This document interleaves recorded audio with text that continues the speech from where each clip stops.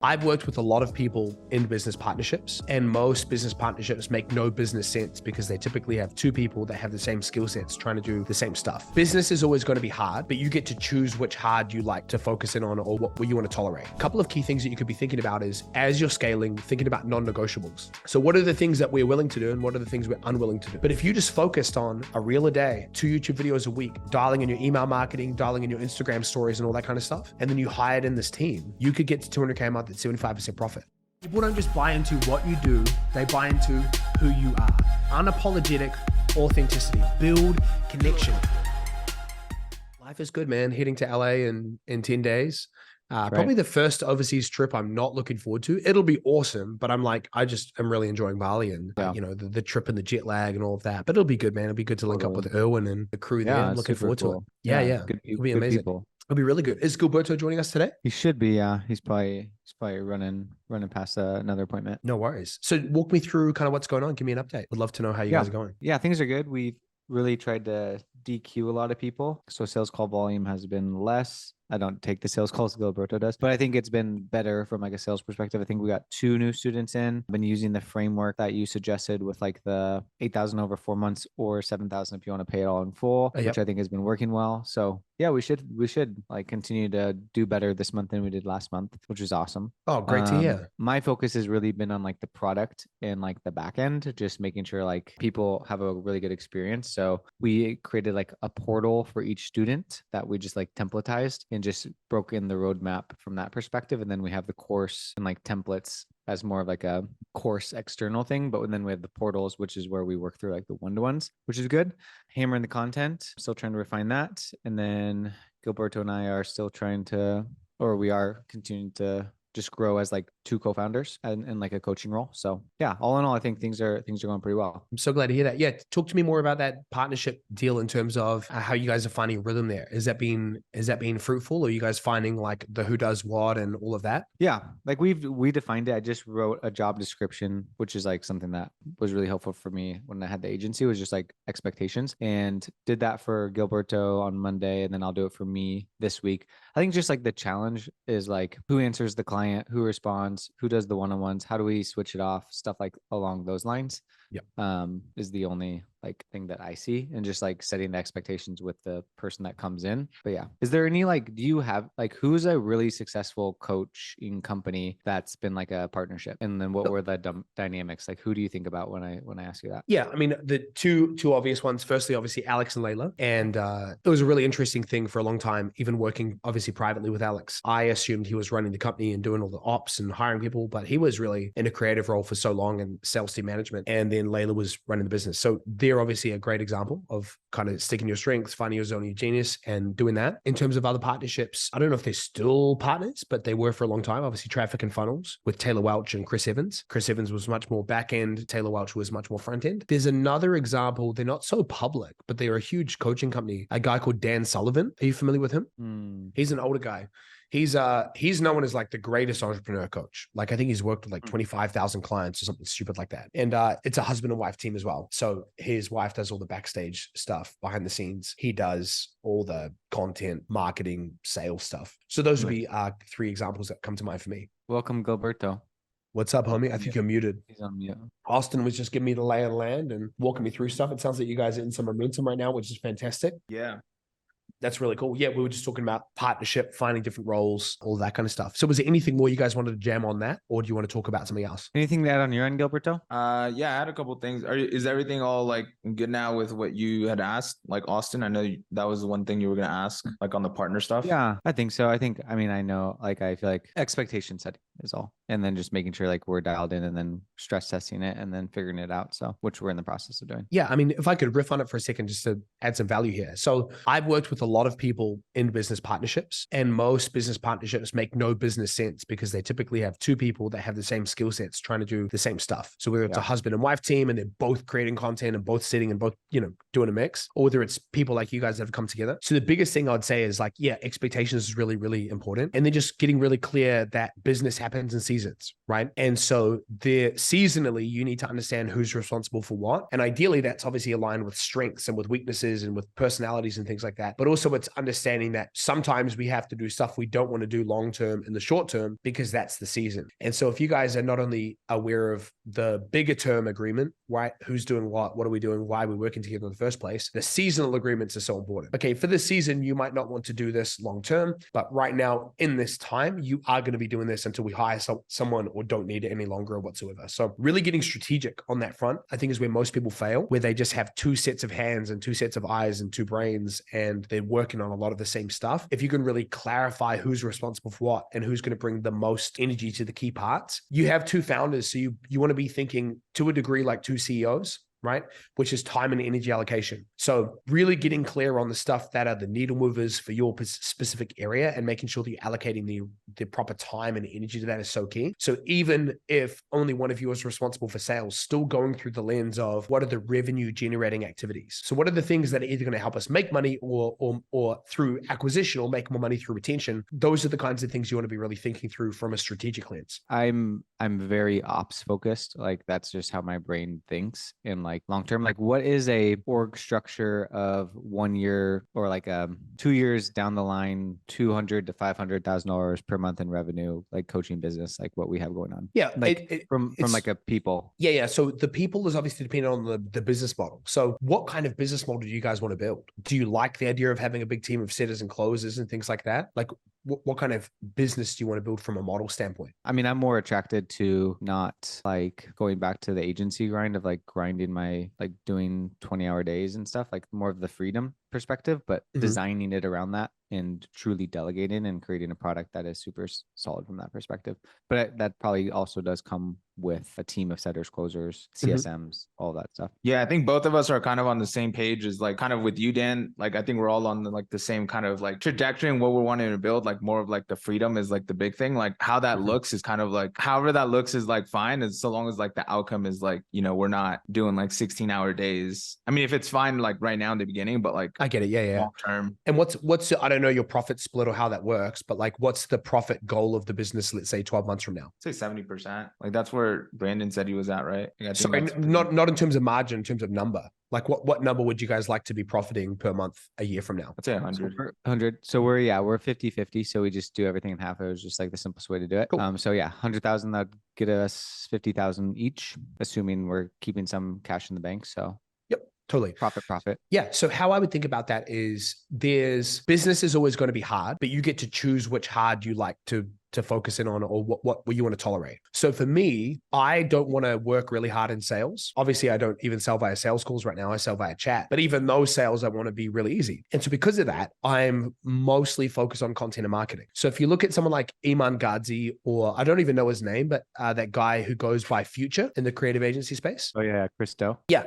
So Iman scaled to, I think he's bigger than this now, but he scaled to $1 million a month with very little sales team, real minimal, because he was so focused on generating lead flow through YouTube, right? And so Chris is the same. I don't understand this whole business model, but he has a huge audience and it's really focused on content. So you can go down that route. The alternative is just direct response, where you have very little content, you have very little brand, and you're having to do a lot of work in sales. You've got setters and closers that are trying to hit KPIs like crazy. You're going to manage them really closely. For some people, that's the perfect business model where they are happy to solve that problem. For me, I've realized that I much prefer managing people on the content creative side of things than on the sales side of things. And so because of that, I'm really confident I can hit 3 million a year in profit over the next year, doing what I'm doing now, just at a larger scale, just investing more time into team around content and scaling our content strategy and really building a bigger brand. I've got to 1 million a year in profit with 1,000 YouTube subscribers and my little like email list and Facebook list. And so I think if I focus on, let's say, getting to 10,000 subscribers, I'm going to be able to take that from 1 million in profit to 3 million in profit. So kind of based on that conversation around business model and what problems you're excited to solve, when you guys think about what you're excited to solve, the things that you naturally gravitate towards, what would those things be for you guys? Would you prefer to emphasize marketing and so then have less demand on sales, so maybe less team on the sales side? Or would you prefer to kind of go more that direct response route? I really like marketing and sales. For me, like I really like marketing and sales. I actually liked having a team of closers. I like coaching them and all that stuff, and like, you know, like the leadership and like bringing people up kind of thing. And I also like marketing, like the copywriting aspect of it. I'd say that for me, it's those two that light me up. Definitely the content marketing brand. I mean, that's how we built the agency pretty significantly was through that. Yeah, cool. So when you think about business model, it'll either be created by default or by design. And most people will just go by default, meaning they get to a certain bottleneck and then they hire someone and they get to another bottleneck and they hire someone. And they're never really thinking like, what do I want the business to look like? What do I want my life to look like built around the business or the business around my life? And so a couple of key things that you could be thinking about is as you're scaling, thinking about non-negotiables. So what are the things that we're willing to do and what are the things we're unwilling to do? So we're about 10 days away from ramping up to 2 YouTube videos a week to 4 YouTube videos a week. So we've got our videos planned for roughly, I think it's October 17th or October 21st or something like that. And then we're just continuing to bank more content so I can just scale on that side. And there is a huge line in the sand before I started YouTube and long form content and after. I think I'm setting it around 700 to 800 watch hours a month, which is either 700 people watching 1 hour of my content, 350 watching 2 hours and so on. And so if I can just continue to scale that, I know sales becomes way easier. So even though in the short term, I know if I brought a setter and a closer on, I would make more money 100%, but I'm unwilling to do that because of the business model implications that would have on my life. I would then have to manage a setter and manage a closer and be in daily huddles and things like that. Neither of these things are right or wrong. This is the decision that you guys have to make. So when you think about the business model and the team and the size that you want to have at 200,000 a month, firstly, you want to do the unit economics of how many clients based on our current price point do we need at that level? And then think of the model you want to have to service those clients and get those clients to begin with. So if we just do some math for a second, I'll just pull up my calculator. You guys are roughly charging around $2,000 a month, right? Yep. Yeah.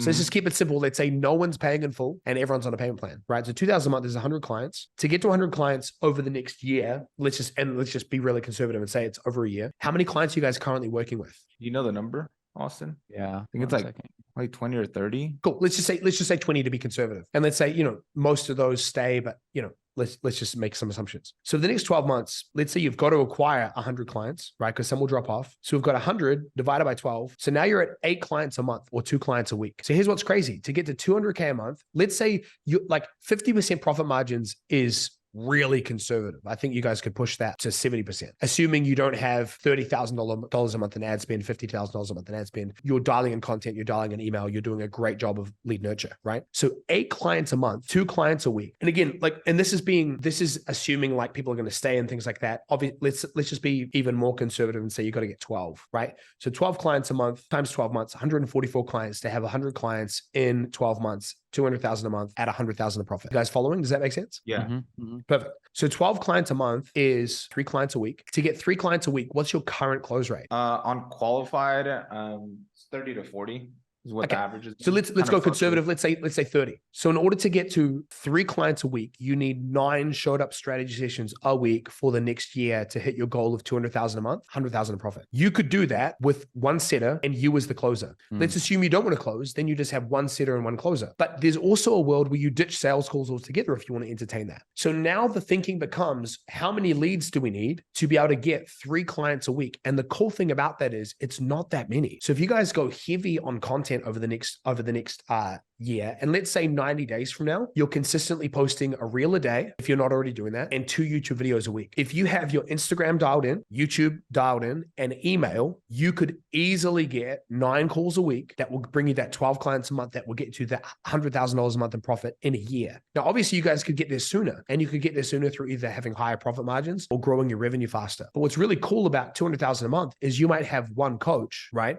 Because if you do the math on this, let's say you still have a 1-to-1 coaching model with 100 clients. What's crazy about this is, and you'd need to find a high caliber person for this, but 100 clients at 100 hours of coaching a month, if you're doing 2 30-minute sessions a month, is 25 hours of delivery a week. So if you bring on someone full time, they're doing 5 hours of coaching calls a day. They have 3 hours spare of margin, energy. They're spacing out their calls, things like that. So you're now at a team of you, Gilberto, right? A virtual assistant. You're probably going to have someone on the content side, like a full-time editor, a setter, and or a closer. So 200,000 a month. And you have a team of, if I just drop this in the chat, 1 second, got reminders popping up that are getting in the way of the chat. So you got Austin, Gilberto, VA, content manager, coach, setter, maybe closer. And so if you run these numbers here really quick, is this helpful if we go through this? Yeah.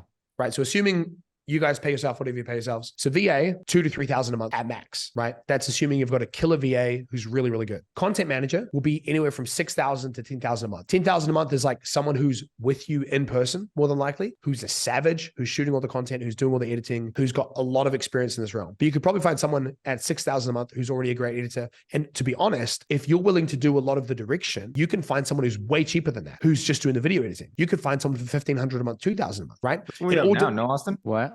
The content guy. We have that so now. Yeah, so we're gonna do a trade with a guy who's gonna come out once a month, and then we have an editor. So yeah, I see the vision of getting someone to do full time for sure eventually too. So VA, 2K a month, right? Content manager, let's just say it's 5K a month to keep it really simple. Setter, 5K a month. So right now, so if you just look at this, your team expenses at 200K a month could be $12,000. And then if you want to get, and then a coach. So coach, let's just say they're a savage. They're making 8,000 a month because they're like high caliber. They're overseeing 100 clients. So without looking at a closer at this stage, because Gilberto, you could still be closing. You're only taking 9 calls a week to get 3 clients, which is freaking epic. So then your total overhead on the team side, 2, 7, 12, 20. So that's the core expenses of the team. $20,000. Let's say you're spending $20,000 a month on ads, and let's say you've got $3,000 in software. So now you're at $43,000 in expenses. You have a team of 1, 2, 3, 4, 5, 6, and then maybe a 7th with a closer. That's including you guys. And you're at 75% profit margins for $200,000 a month. And this is super doable. The problem is most of people overcomplicate it. They hire too many people. They spend too much time on ads. Too much money on ads because they're not efficient with their lead flow, because they don't have content. They're not building a brand. They're having to convert people, follow up like crazy, convince people to work with you. But if you just focused on a reel a day, 2 YouTube videos a week, dialing in your email marketing, dialing in your Instagram stories and all that kind of stuff, and then you hired in this team, you could get to $200K a month at 75% profit. The biggest eater of margin is the wrong team members, paying them too much, paying team members you don't need,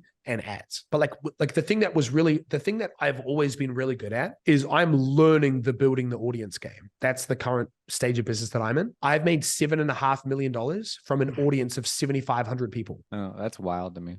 Dude, it's $1,000 per audience member, right? Yeah. But I did that through efficiency of leads, right? Yeah. So when we hit 347,000 cash in a month, our ad spend was 29,000 because we were so good with content and following up, right?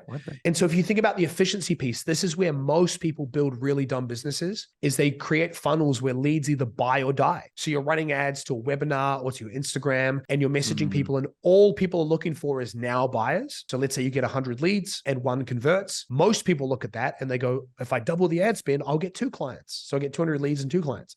The question I'm asking is, what the heck are you doing with the other 198 leads who didn't convert now? And most people just ignore that and go buy more leads. But the efficiency comes in when you create content and email that really build trust and nurture people over the long period. And you take that 200 leads, and instead of getting 2 clients, you get 20 clients. And now all of a sudden you're really efficient. And then the other piece of efficiency that's really important is, how do you create a program so good people want to stick around for the long term? So my renewal rate for my one-to-one coaching right now is 90%. So not only are people signing up for that first 16 weeks, they're continuing to work with me because of the efficiency of the business model. And so when you think about efficiency on a marketing perspective, it's how do I get more, how do I make more money from the leads I'm currently getting? And on the efficiency of the business model side, it's how do I make more money from the people I'm currently working with? And when you combine those 2 schools of thought, you create this really wicked, high margin business that most high ticket people could never create, because they're so focused on new leads and new clients rather than doing a better job with the leads they have and the clients they have. So we've got like probably a dozen people at the 2 and 3 year mark with us, because we just do such a good job of holding on to people for a really long time, as opposed to selling people into an $8,000 thing and every month starting from zero and having to sell more people into an $8,000 thing. And that's why recurring revenue is so key. You know, I'm at 7 figures profit in recurring revenue. And so it just brings so much peace of mind and allows me to keep things so simple and so lean. So that's pretty much how you did it then. Like those leads that came in, you were just really good at like nurturing them. And so that's how you're now able to reap the benefits from that, because you were like basically farming. And let's talk really practically about that. So let's talk about like follow up for a second, right?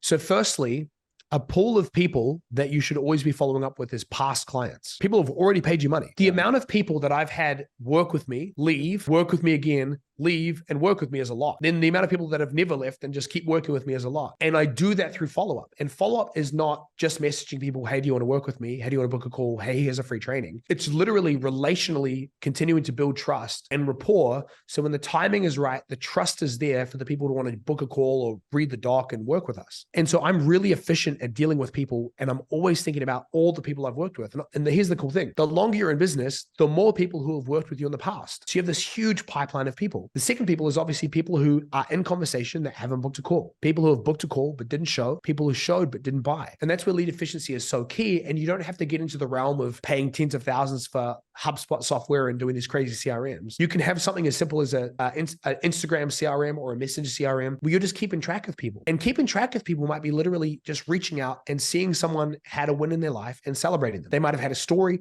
that you can reply to. Whenever you do a new training, you can reach out to those people and say, hey, just did a training on XYZ, thought of you, let me know if you want me to send that over. And then of course, when there are people who are on the fence, you could be way more direct with your follow-up. Hey, what would it need to look like for it to be a no-brainer for us to work together? Based on how cold someone is or how warm someone is determines how we follow up, whether it's indirect, we're just relationally reaching out, or it's direct, we're asking them to book a call and buy stuff. But that's where most people fall off the fastest, is they just focus on getting new leads rather than doing a great job of the leads they already have. And the answer is not either or, it is both. But if you can combine both and you focus on the leads that didn't buy, not just getting new leads that will buy now, you get this really efficient, hyper profitable business. As far as like retention and getting somebody in for like a renewal, do you have like a downsell if they're not like wanting to continue at 2K a month, for instance, like just as like a community offer? Or are you just like, okay, are you in or are you out? So obviously I have a downsell in the community now for people who are in one-to-one. So my renewal conversations are really straightforward. So I had one yesterday and the person renewed, and I hit them up with a voice message and I was like, hey man, we got a last call next week. Really loved working with you. 3 options from here that you can kind of choose from. Number 1, we just virtually high five, we celebrate working together and we part ways. And if that's what you want to do, totally cool. So 3 options I give them in a renewal conversation. Number 1, we stop working together. Totally cool. No hard feelings, no pressure. If that's what you feel, support you. Number 2, we keep working together, and that's 800 a week for 16 weeks, whatever it might be. Or number 3, you can jump into the community, and that's 350 a week, and that's a 12-month commitment. And that's as loose and as relaxed as it is. You don't have to be that relaxed, because right now I'm 100% unattached to renewals or sales of any kind. Ironically, it's that energy that makes people want to work with you longer though. And the person yesterday re-signed and they were like, dude, if the only thing you teach me over the next 16 weeks is how to renew people just like you did with me, I'm golden. That sounds amazing, right? But firstly, it's an energy thing. The less you need clients, the more people want to keep working with you. The more people sense scarcity and desperation in our voice, in our tonality, the more repulsed people are by it. But the second thing is when it comes to the downsell conversation, yeah, I have a downsell now, but I didn't have previously, because I'm actually okay. Because here's what happens with downsells. Let's say we sell people into downsell, which is typically an inferior version of the core offer we have. People might pay us for a period of time, but they likely won't get results. Like if we're selling them into a content only downsell, hey, you get the course materials. Guess what's going to happen? They don't go through the content and they don't get results. So your likelihood of then reselling them into one-to-one or your core offer future down the track is much less likely. So I'm not a fan of downsells, because what that does is it actually cannibalizes my pipeline. It's money today in sacrifice of way more money in the future. So I prefer to have one really good, strong offer and people are either in or not. Firstly, the weekly pricing really helps people stick around, because if they're in a cash crunch or something like that, it's not about $2,000 now, it's